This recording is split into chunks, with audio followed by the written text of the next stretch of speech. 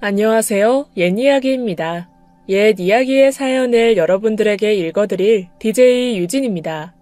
구독과 좋아요는 채널 운영에 큰 힘이 됩니다. 꼭 부탁드리며 저는 여러분들의 댓글도 모두 읽고 있으니 댓글도 많은 참여 부탁드립니다. 그럼 오늘의 사연 바로 시작할게요. 시간이 흐르지 않는 것 같았어요. 주어진 시간이 공평하다고 했지만 저에게만은 그렇지 않은 듯 했죠. 시간이 흐르면 괜찮아질 거야. 지나고 나면 별일 아닌 과거가 될 뿐이야. 누구나 쉽게 그런 이야기를 하지만 고통 속에서 저의 시간은 어쩐지 멈춰버린 것 같더군요. 저에게 어린 시절은 그랬습니다. 매일 어른이 되게 해달라고 빌었고 때리지 말아달라고 울었으며 다시는 깨어나지 않기를 기도했죠. 술을 잔뜩 먹고 들어온 아버지는 늘 잠든 저를 깨우는 것으로 시비를 걸기 시작했습니다. 일어나면 자신을 반기지 않았다는 이유로, 일어나지 않으면 버릇이 없다는 이유로, 자식 교육을 똑바로 시키지 않았다는 이유로 어머니와 저를 때렸죠. 사실 이유는 무엇이든 상관없을 겁니다. 그냥 그 사람은 그랬어요. 항상 화가 나 있었죠. 당신, 바람난 거 내가 모를 줄 알아? 바람? 그래, 바람났다. 그럼 어쩔 건데? 내 돈 보고 접근해서 빌어먹고 사는 주제에 감히 남편한테 언성을 높여? 맞아볼래? 어? 그래, 때려봐. 어차피 때릴 거잖아. 그래, 버릇 고치려면 맞아야지. 어머니는 결국 더 버티지 못하고 집을 나가셨습니다. 12월 24일 유난히도 추웠던 그날, 아직도 저는 그날을 생생하게 기억해요. 어머니도 알고 있었겠죠. 어린 저를 아버지 곁에 두고 가면 안 된다는 걸 말입니다. 하지만 여자 혼자서는 아이를 키우며 살 수 없다고 하더군요. 치맛자락을 꽉 잡은 채 손가락을 하나씩 억지로 떼어내면서 고개를 내저어 보이는 어머니. 검붉은 색으로 부풀어 있는 어머니의 눈에서는 눈물 한 방울도 나지 않았습니다. 골목 사이를 빠른 걸음으로 사라지는 어머니는 아버지의 폭력에서 그리고 저에게서 도망치려는 것처럼 보였죠. 어린 제가 맨발로 집 앞에서 울고 있었지만 절대로 돌아보지 않았습니다. 그 흔한 절 데리러 오겠다는 말 한마디 없었죠. 희망 하나도 남겨두지 않았어요. 야, 너네 엄마 어딨어? 너 알지? 알면서 숨겨주는 거지? 정말 몰라요. 진짜로 몰라요. 아버지에게 있어서 저는 이름으로도 딸로도 불리지 않았습니다.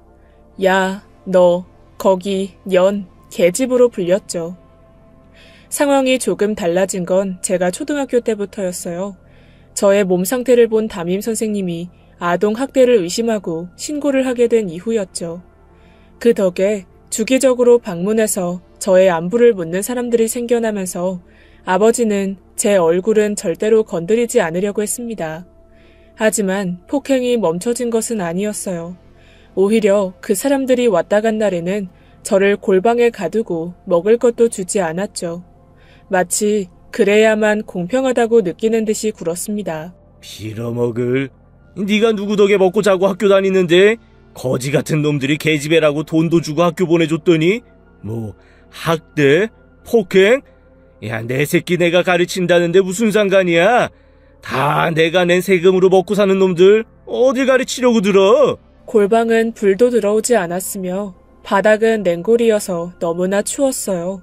무엇보다 그곳에는 보통의 어린아이가 무서워할 법한 커다란 장롱이 있었습니다. 삐걱거리는 소름 끼치는 소리를 내며 언제라도 튀어나올 것 같은 귀신이 떠오르는 장롱. 하지만 저는 귀신보다 추위보다 아버지가 더 무서웠기에 그 안에서 자주 잠들곤 했죠. 아버지가 술을 마신 날이면 다친 짐승처럼 몸을 잔뜩 웅크린 채 그 안에서 죽은 듯이 있었습니다. 그곳이 제게는 유일한 쉼터였어요. 그 안에서 다신 오지 않을 엄마를 애타게 찾으며 울었죠. 아빠랑 갈 곳 있어. 거기가 어딘데? 일단 가보면 알아. 알 말 잘 들어야지 우리 딸.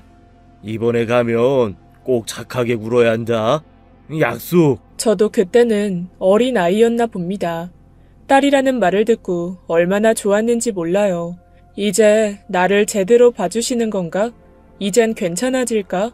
하는 그런 작은 기대를 했습니다. 그때가 막 제가 초등학교 2학년에 접어들었을 때였고, 그날 아버지는 제 손을 이끌고 난생 처음으로 옷을 사주셨죠. 치맛단에는 레이스가 달려 있었고 검은색에 빨간 땡땡이가 들어있는 원피스였습니다. 나비 모양의 구두를 신고 반 친구들처럼 예쁘게 머리를 하고 그렇게 나간 자리에서 저는 새엄마를 처음 만나게 되었죠. 어깨까지 내려오는 검은색 단발머리에 동글동글한 얼굴형, 커다란 눈, 작은 입술, 아담한 체형이었습니다. 안녕? 너 정말 예쁘게 생겼구나. 정말 보고 싶었어. 널 봐서 너무 기뻐. 인사해야지, 딸. 안녕하세요, 아줌마. 이제 엄마라고 해야 해. 알았어? 아빠랑 결혼할 거야.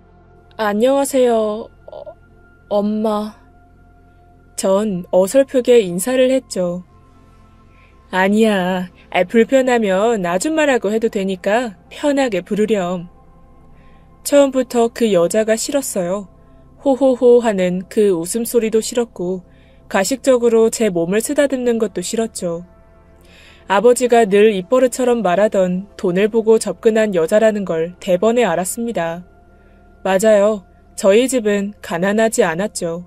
아버지는 고위 공무원이었고 꽤 잘 사는 편에 속했습니다. 그래서 아버지는 이런 식으로 몇 번 여자를 소개해줬어요.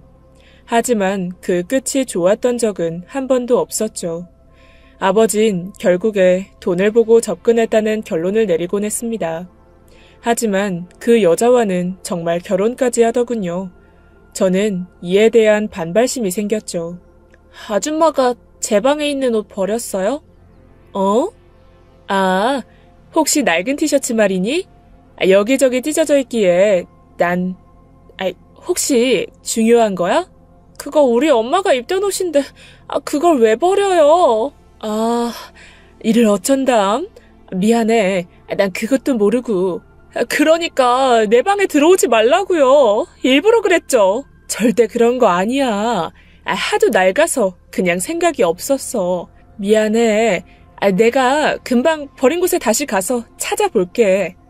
당장 가서 찾아와요. 어린아이의 오기랄까 고집이랄까 전혀 소중하지 않았던 어머니의 낡은 옷을 버렸다는 이유로 제 반항은 본격적으로 시작되었어요. 단순히 어머니의 자리를 그 여자가 가지고 가는 게 싫었습니다. 어머니는 매일 맞고 살았는데 그 여자는 웃는 게 싫었죠. 그냥 모든 게 싫었다고 해도 무방했습니다. 제게 잘해주는 것도 싫었고 맛있는 음식을 먹이는 것도 끔찍했죠. 저는 점점 못된 아이가 되어가고 있었어요. 마치 아버지의 폭력적인 부분을 대신 채우려는 듯 교묘하고 악랄하게 새엄마를 괴롭히기 시작했습니다. 화장품을 변기에 담아놓기도 하고 귀걸이나 목걸이를 숨겨놓기도 했죠.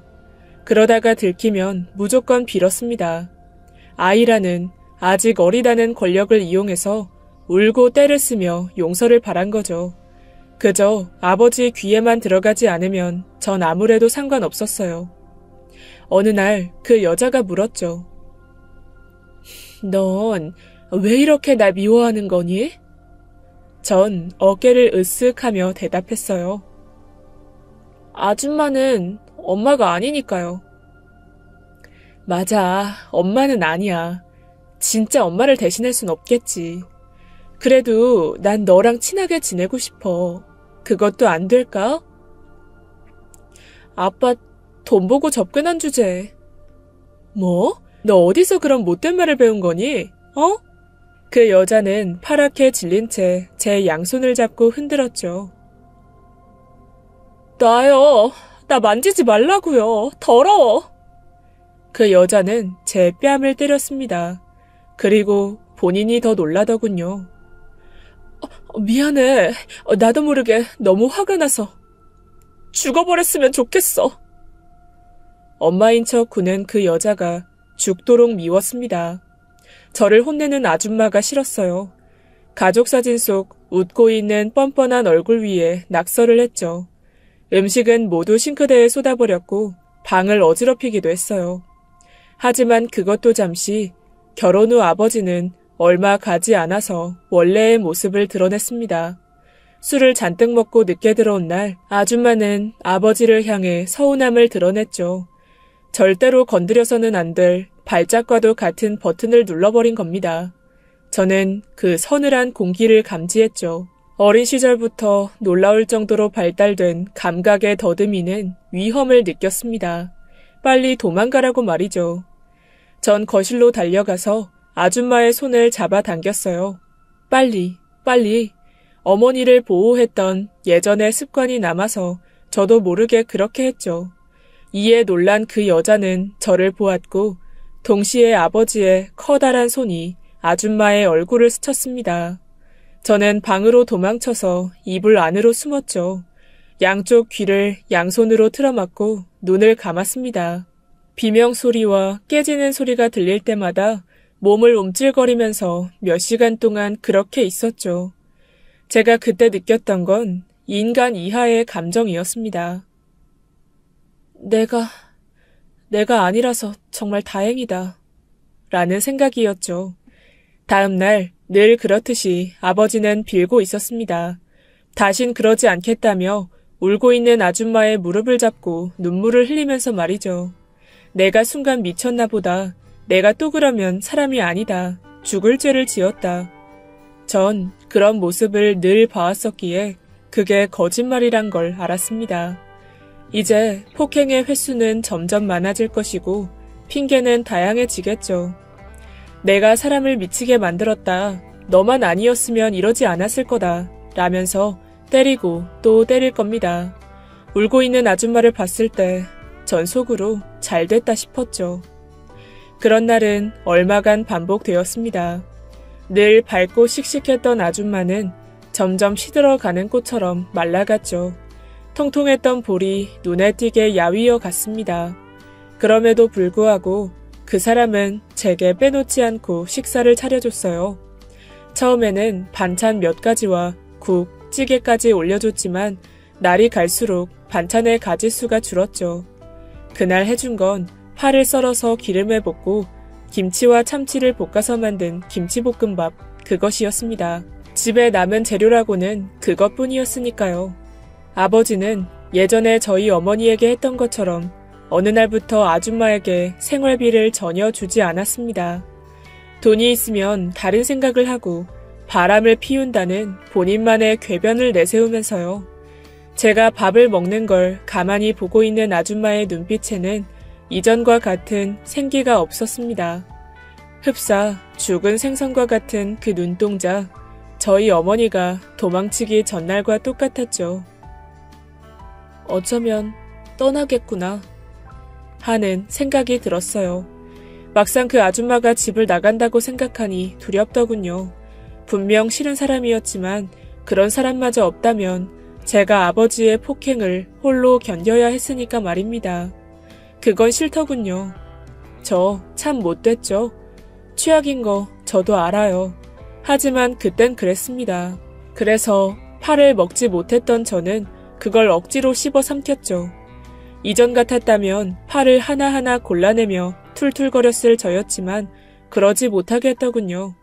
목이 막혀오고 혀 끝에서는 파 조각이 느껴졌지만 억지로 삼켰죠. 너 김치볶음밥 좋아하는구나? 전 대답 대신 고개를 작게 끄덕였습니다. 그게 아줌마와 함께 살게 된 뒤에 처음으로 접시를 비운 날이었죠. 딱 1년 만의 일이었습니다. 그리고 바로 그날 저는 아버지의 손에 질질 끌려나와 거실에서 두드려 맞았죠. 이유는 성적이 좋지 않다는 거였어요. 이제까지 단 한 번도 관심을 주지 않던 성적을 들먹이며 저를 때리기 시작했죠. 아버지는 천천히 허리띠를 푸셨습니다. 그리고 그걸 오른손에 칭칭 감았죠. 저는 반사적으로 머리를 보호하며 맞을 준비를 했어요. 그런데 그때 아줌마가 제 몸을 감싸 안았습니다. 난생 처음으로 누군가에게 보호를 받아봤기에 사람의 온기가 굉장히 당황스러웠어요. 짝짝 하는 때리는 소리에 저는 가만히 아줌마를 봤죠. 눈을 질끈 감고 있는 그 사람의 얼굴, 떨리는 몸과 손, 그럼에도 저를 놓지 않고 잡고 있더군요. 처음이었습니다. 왜냐면 저희 어머니는 그러지 않았거든요. 제가 맞고 있어도 멍한 눈빛으로 허공을 보고 있었을 뿐이었죠. 같은 공간에 있었지만 물과 기름처럼 분리돼 있는 느낌이었습니다. 오히려 울고 있는 어린 여자아이를 방패 삼아 제 뒤에 숨기도 했던 게 바로 어머니였죠. 그런 저를 누군가 처음으로 안아준 겁니다. 그것도 제가 가장 미워하고 증오하던 사람이 말입니다. 그 당시에는 그런 감정이 뭔지 구분이 되지 않았어요.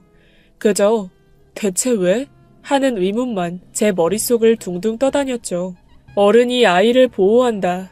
어쩌면 당연한 일이었을지도 모를 그 행동이 제게는 너무나 어색하고 생소했거든요.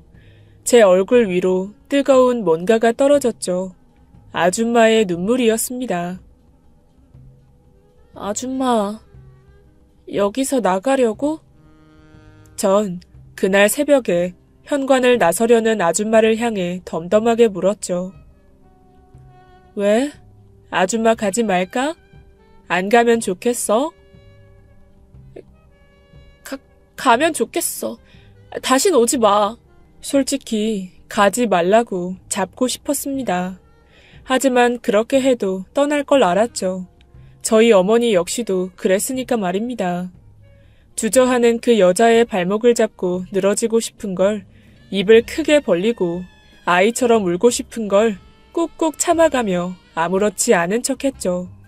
현관문이 닫혔고 인기척도 사라졌어요. 그때 저는 처음으로 후회했습니다. 적어도 고마웠다고 말할 걸 그랬다고. 전 그렇게 다시 혼자 남겨지게 되었죠. 그렇게 시간이 흘러 저는 중학생이 되었습니다. 온 몸에 멍이 들어서 여름에도 긴팔을 입고 다니는 어둡고 삐뚤어진 아이로 자랐죠. 나쁜 친구들과 어울렸고 술도 마시고 담배도 피웠습니다. 그리고 제 인생에 그 친구들이 전부였죠. 야, 너 담배 피냐? 제 가방을 뒤져 담배를 찾아낸 아버지가 소리를 꽥 질렀습니다. 안 피워요. 정말요. 그냥 친구가 잠깐 맡아달라고 해서. 손 내놔. 손이요? 제가 머뭇거리자 아버지는 제 오른손을 낚아채듯 잡고는 코를 댔죠. 그와 동시에 제 몸은 뒤로 나가 떨어졌습니다. 귀에서는 삐 하는 이명이 들렸어요. 이미 아버지의 눈은 반쯤 돌아 있었죠. 씩씩거리면서 허리띠를 푸는 걸 보고 저는 아버지를 밀치고는 집을 빠져나왔습니다. 달리고 또 달렸어요. 다리는 소리 없는 비명을 질러대고 숨은 턱까지 찼지만 상관없었죠. 마침내 달리는 걸 멈췄을 때 아무것도 신지 못한 발에서는 피가 흐르고 있었습니다. 추운 겨울 맨발로 뛰쳐나와 유리 조각이 박힌 것도 모르고 그 상태로 달린 것이었죠. 저는 그 자리에 주저앉아 눈물을 터뜨렸습니다. 그런데 얼마 지나지 않아 제 몸 위로 따뜻한 뭔가가 덮는 느낌이 들었죠. 고개를 들어보니 아줌마였습니다. 겉옷을 제게 덮어주며 다친 제 발을 살피고 있었죠. 아줌마? 이야기는 일단 나중에 하고 병원 먼저 가자, 치료를 받고 저는 아줌마의 집으로 가게 되었습니다. 저희 집에 비해서는 굉장히 초라하고 작은 원룸이었어요. 침대도 없었고 낡아 빠진 이불을 겹겹이 대어 잠을 자야 됐죠. 그런데 저는 그곳에서 3일 내내 잠을 잤어요. 마치 오랜 시간 잠을 자본 적이 없는 사람처럼 자고 일어나서 밥을 먹고 다시 잠이 들었습니다. 제가 안정을 찾았을 쯤에 아줌마는 제게 자신과 함께 살자고 말했죠. 저를 오랜 시간 동안 기다렸답니다. 홀로 남겨진 제가 너무 걱정돼서 집 앞을 서성이면서 저를 기다렸다고 하더군요. 그날도 저를 발견하고 뒤쫓아온 거였죠. 평범한 아이였다면 분명 이런 아줌마에게 기대어 울면서 고맙다고 이야기했겠지만 저는 아니었습니다. 감동도 기쁨도 없었어요. 그저 살았다라는 안도감에 알겠다고 했죠. 아줌마, 나 담배 좀 사다 줘요. 말보로 레드요. 뭐? 담배는 피우면 안 돼. 아직 너 어려. 나중에 성인이 되면 그때 피울 건데요? 왜요? 안 끊으면 나 버리게요? 아니면 아빠처럼 때리게요? 그러시려고요? 다른 건 괜찮지만 절대 안 돼. 그건 안 돼. 제발.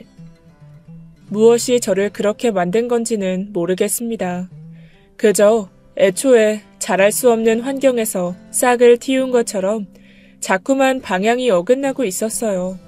아줌마의 행동이 답답하게 느껴졌고 촌스럽게만 보였습니다. 아줌마의 친절은 맞지 않는 옷을 입은 것처럼 불편해서 자꾸만 삐뚤어지기 시작했죠. 제 친구들을 만나지 못하게 하는 것도, 자꾸만 김치볶음밥을 해주는 것도, 잔소리를 하는 것도 싫었습니다. 아줌마가 뭔데요? 왜 자꾸 나한테 명령해요? 학교는 가야잖니. 졸업을 해야 될 거 아니야, 어?